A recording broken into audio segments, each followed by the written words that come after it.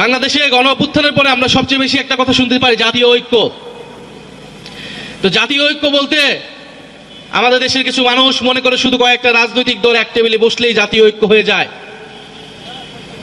আজকেও জুলাই সনদ নামে একটা সনদে কিছু রাজনৈতিক দল একত্র হয়ে স্বাক্ষর করবে এবং এর নাম দিতে চায় জাতীয় ঐক্য। আমরা মনে করি এটা কোনো জাতীয় ঐক্য নয়।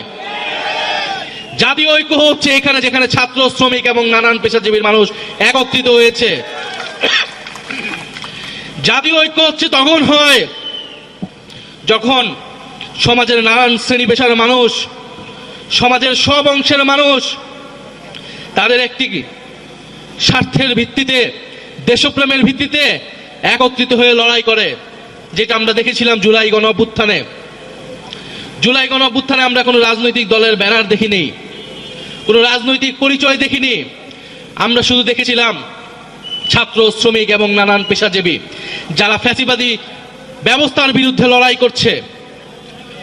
ফলে আমরা মনে করি আমরা সেই জাতীয় ঐক্যের পথেই আছি, সেই জাতীয় ঐক্যের দিকেই আমরা এগোচ্ছি, যেখানে ছাত্র, শ্রমিক কাঁধে কাঁধ মিলিয়ে লড়াই করবে, সংগ্রাম করবে।